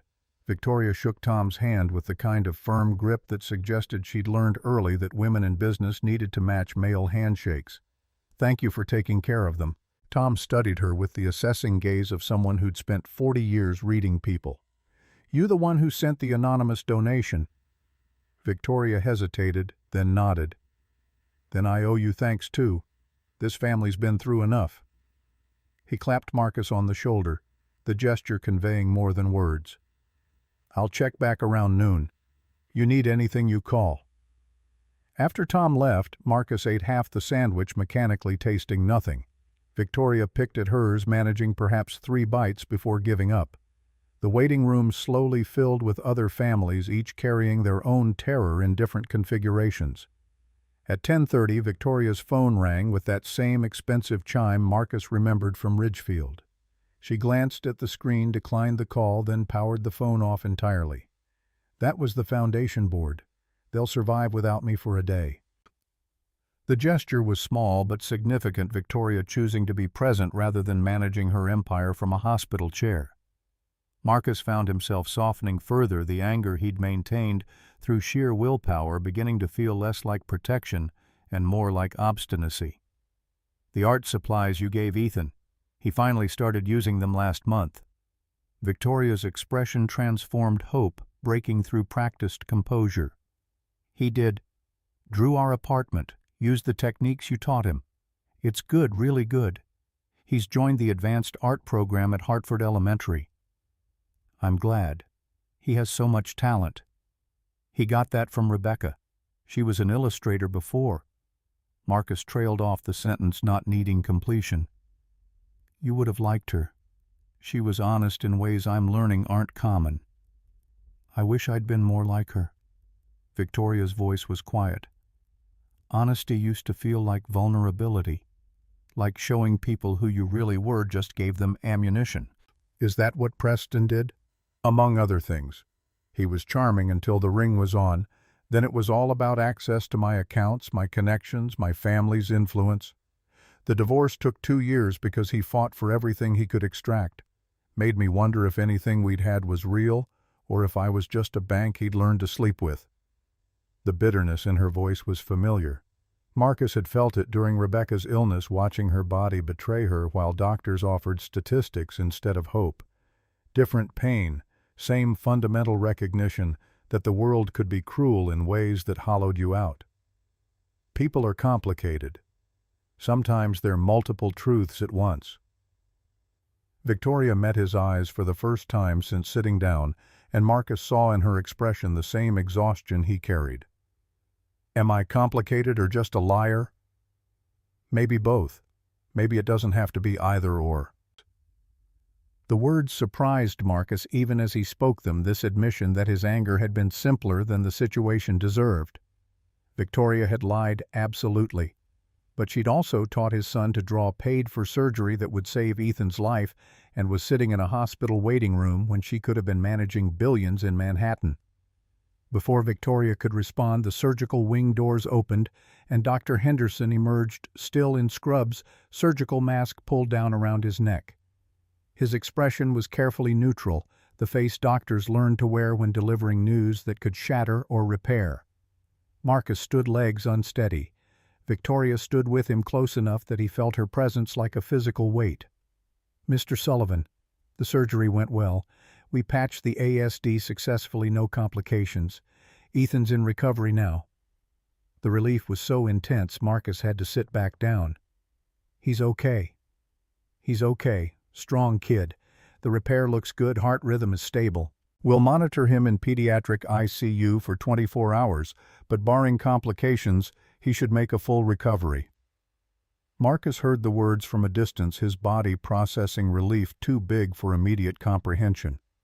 Beside him, Victoria was crying, not the careful, controlled tears of earlier, but full sobs that shook her shoulders. Dr. Henderson continued with post-operative details, recovery timeline, follow-up appointments. Marcus nodded through information he'd have to ask about later too, overwhelmed to retain anything beyond Ethan's okay. You can see him in about 30 minutes. He'll be groggy from anesthesia, but he's asking for you. After Henderson left, Marcus and Victoria sat in stunned silence, processing survival. Marcus realized he was crying too, tears he hadn't felt arriving now streaming freely down his face. Victoria reached for his hand without asking permission, and Marcus let her take it too, wrung out to maintain distance. He's okay, Victoria whispered. Ethan's okay. Yeah, he is. They sat like that, holding hands, crying, surrounded by strangers, enduring their own private catastrophes, until a nurse appeared to lead them to recovery. Ethan looked impossibly small in the ICU bed, surrounded by machines that beeped and whirred with mechanical life. Tubes ran from his chest wires, connected him to monitors, but his eyes were open and focused when Marcus entered. "Hey, buddy, you did great." Ethan's voice was hoarse from the breathing tube. "It hurt. They said it wouldn't hurt, but it does." "I know. The pain will get better. You're through the worst part." Ethan's gaze drifted past Marcus, landing on Victoria standing in the doorway. His expression cycled through confusion, recognition, something too complicated for 9 years to easily name. "Vanessa." Victoria approached slowly, tears still tracking down her face. "Hi, Ethan. I heard you were being incredibly brave. You came back. I never really left. I've been nearby, making sure you and your dad were okay." Ethan processed this with the seriousness of someone who'd learned that adults said things that weren't quite true but weren't quite lies either. "Dad says your real name is Victoria." "It is. I'm sorry I didn't tell you that from the beginning." "Why did you lie?"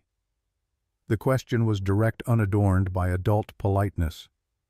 Victoria knelt beside the bed, bringing herself to Ethan's eye level, despite the expensive suit and hospital floor. "Because I was scared. Scared that if you knew who I really was, how much money I had, what my job was, you'd treat me differently. And I liked how you saw me just as someone who loved art and wanted to be your friend." She paused, choosing words carefully. "That doesn't make lying okay. I should have trusted you with the truth. I'm sorry I didn't." Ethan considered this, his hand moving to touch the bandages on his chest. "Did you pay for my surgery?" Victoria glanced at Marcus, seeking permission. He nodded fractionally. "Some of it, yes. Through a foundation I run that helps kids with medical expenses." "Why?" "Because you matter to me. Because keeping you safe matters more than anything else." Ethan's expression shifted, processing this through a pain medication haze and the exhaustion of having survived. "I missed you.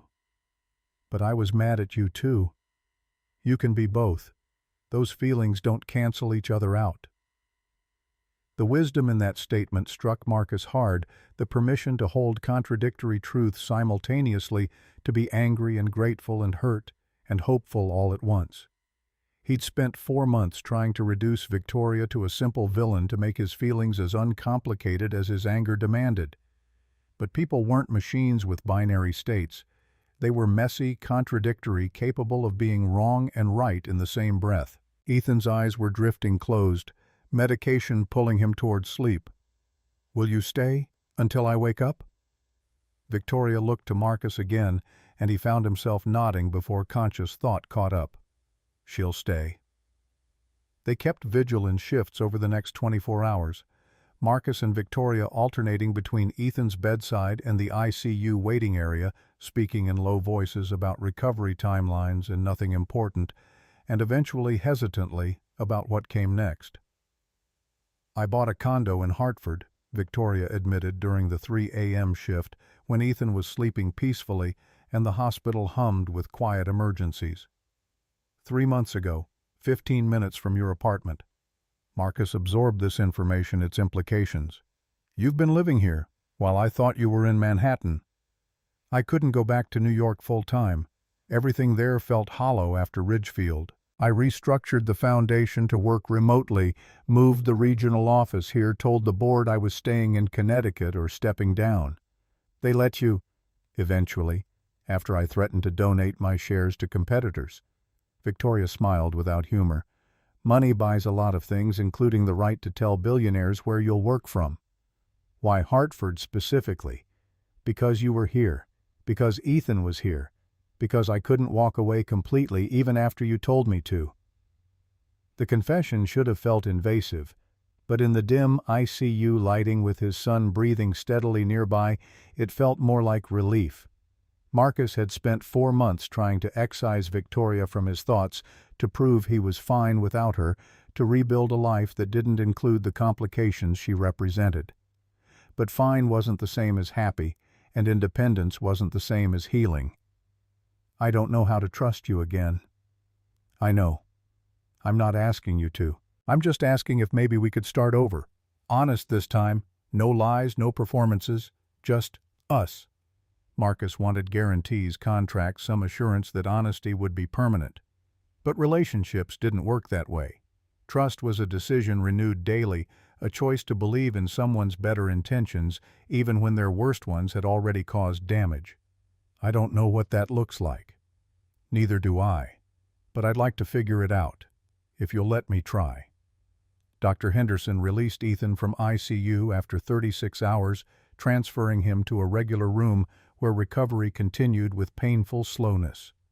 The chest incision hurt, breathing was difficult, and Ethan's frustration at his own weakness manifested in tears and irritability that broke Marcus's heart.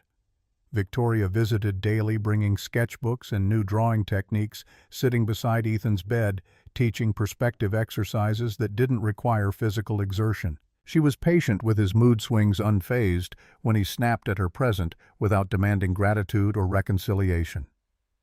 Marcus watched their interactions from the doorway, seeing how naturally Victoria slipped into maternal patterns, adjusting Ethan's pillows, asking nurses for extra ice chips, reading aloud when he was too tired to hold a book.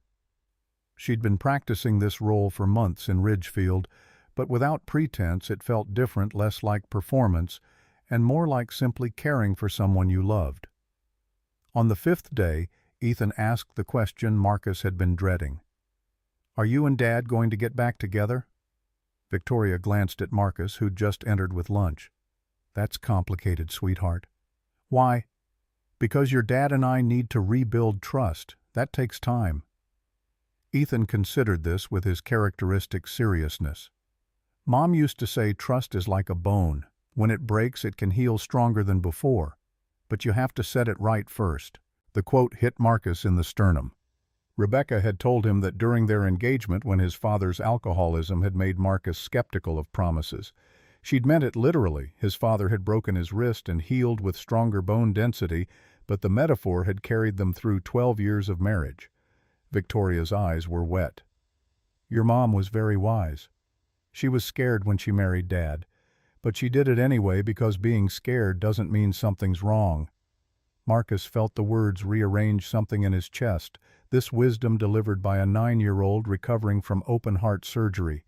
He'd been using fear as evidence, fear that Victoria would lie again, fear that trust was impossible, fear that loving her meant betraying Rebecca's memory. But Rebecca had married him despite fear, had loved him through his father's destruction, his financial struggles, his tendency to withdraw under pressure. Maybe courage wasn't the absence of fear. Maybe it was choosing connection despite it. "Your mom would have liked Victoria," Marcus heard himself say. "She always respected people who admitted their mistakes." Ethan smiled, the first genuine expression since surgery. "Then you should give her another chance." The simplicity of childhood logic, cutting through adult complications. Marcus met Victoria's eyes across the hospital bed, saw hope and terror in equal measure, and made a decision that felt less like forgiveness and more like choosing to see what might grow in honest soil. Dinner. When Ethan's released. The 3 of us. Victoria's smile transformed her entire face. "I'd like that." Ethan was discharged on day 7 with instructions for slow recovery, follow-up appointments, and restrictions on physical activity.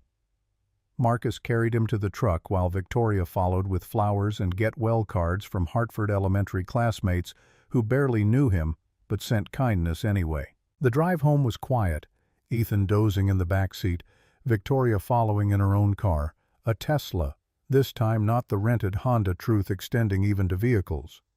At the apartment, Marcus helped Ethan upstairs while Victoria waited, uncertain of her welcome beyond hospital visits.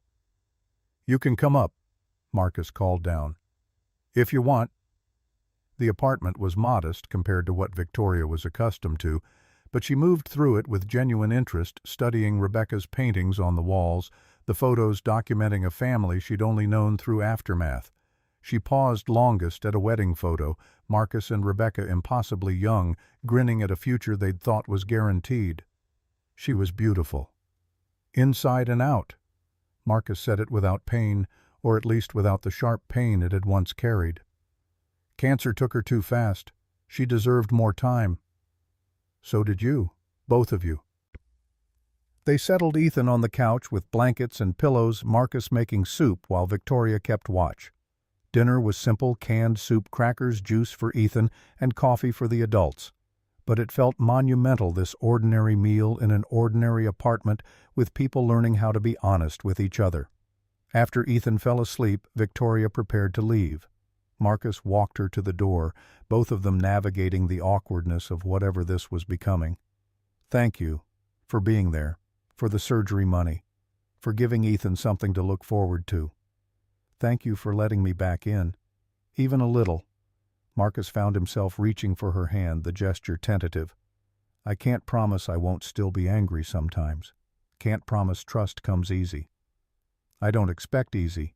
I just want honest." "Then that's what we'll be, honest, even when it's hard." Victoria squeezed his hand, and Marcus felt the contact settle something in his chest that had been unsettled for months. This wasn't resolution; they had miles to go before relationship became something sustainable. But it was a start, and sometimes starting was the bravest thing you could do. After Victoria left, Marcus checked on Ethan, found him awake despite appearances. "You really like her, don't you?" Marcus sat on the couch edge. "Yeah, buddy, I really do. Even though she lied? Even though people mess up, doesn't mean they stop mattering." Ethan nodded, processing this with the gravity he brought to all important realizations. "I'm glad she came back.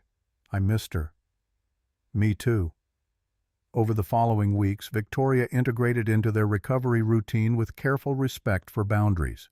She visited 3 times a week, always calling first, never presuming access. She brought groceries, helped with Ethan's exercises, sat through follow-up appointments, asking questions Marcus hadn't thought to ask. They talked honestly now about her wealth and how it complicated everything, about his pride, and how it had nearly cost Ethan his life, about what they wanted from each other beyond desperate attraction and shared love for a 9-year-old artist. "I need you to understand something," Marcus said during one late-night conversation after Ethan was asleep. "I will never be comfortable with your money. It's always going to feel like imbalance. I know, but the foundation is my job, not my identity. I can be Victoria without being a billionaire." "Can you?" "Because in my experience, money changes everything." Victoria was quiet, considering. "It changes some things, but it doesn't have to change us. We just have to be clear about boundaries." They established rules. Victoria paid for nothing related to Marcus or Ethan without explicit permission. Marcus covered their expenses from his salary. Gifts went through approval. The foundation's resources stayed separate from their personal relationship. It was clunky, awkward, requiring constant negotiation, but it was honest, and honest was the foundation they were building on. 2 months after surgery, Dr. Henderson declared Ethan fully recovered. The scar on his chest would fade with time, but for now, it stood as proof that he'd survived, that bodies could be broken and healed, that second chances existed, even after the worst seemed inevitable. Marcus stood in Brennan's garage finishing an air conditioning repair when Tom appeared with an unexpected proposal. "I'm retiring, for real this time. Want to buy the business?" The offer landed like a gift and a terror. "Tom, I don't have that kind of money. I'll sell it to you for what you can afford. Pay me over 10 years, whatever amount works. I trust you." Trust. The word that had defined Marcus's last 6 months, the thing he'd lost, and was learning to rebuild. Tom offering him a business on trust alone felt like the universe returning what Victoria's lies had stolen. "Why?" "Because you're good at this. Because you care about the work and the customers. Because I want to know this place goes to someone who'll run it right." Tom clapped his shoulder. "Think about it. No pressure. But the offer stands." That night, Marcus told Victoria about Tom's proposal over dinner, their first meal at a restaurant, Ethan well enough to venture beyond the apartment. Victoria listened carefully, asked intelligent questions about cash flow and business projections, then surprised him. "Don't look at me like that. I can care about your career without trying to buy it for you." "I wasn't." "You were. You're always waiting for me to solve problems with money. But this is yours to figure out. I'm just here to listen." The distinction mattered more than Marcus could articulate. Victoria understanding that supporting him meant not rescuing him, that love didn't require financial intervention, that his victories needed to be his own. "I think I'm going to do it. Take the loan from Tom, buy the business. Build something that's mine."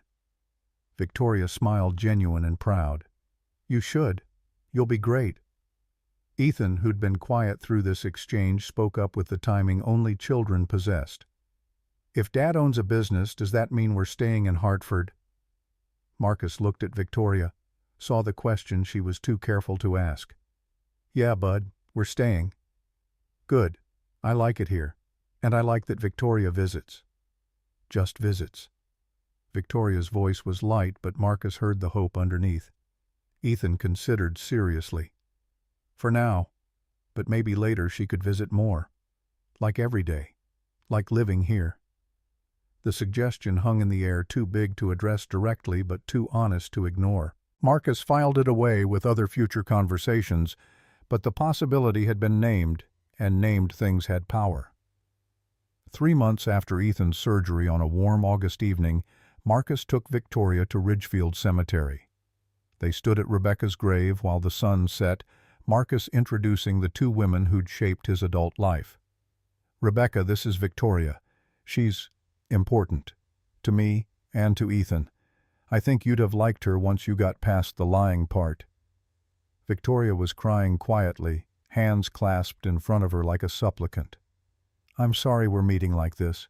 I'm sorry for everything I did wrong. But I promise I'll take care of them, the way you would have wanted." Marcus found his own eyes wet, grief and hope mixing in ways that no longer felt contradictory. "I loved you," he told Rebecca's headstone. "I'll always love you. But I think I'm allowed to love her too. I think you'd want that."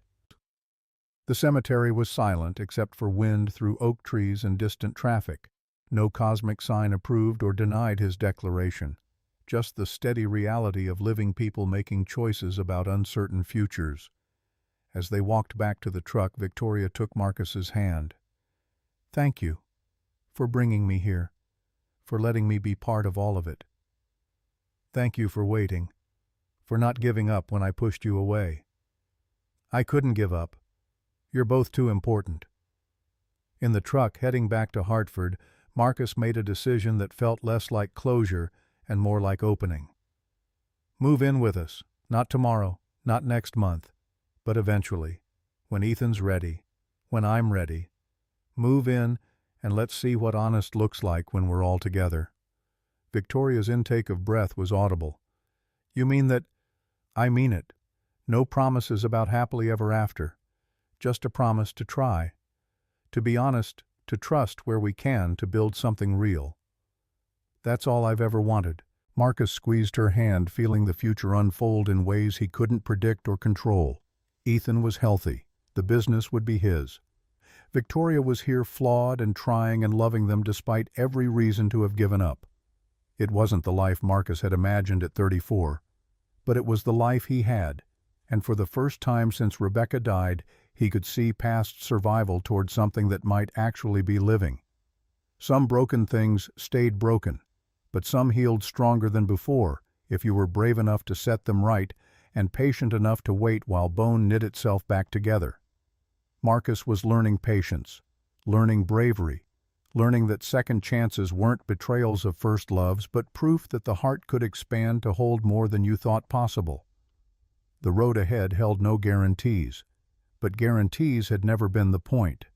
Showing up was the point. Choosing each other daily was the point. Building trust one honest conversation at a time was the point, and that Marcus was finally ready to do.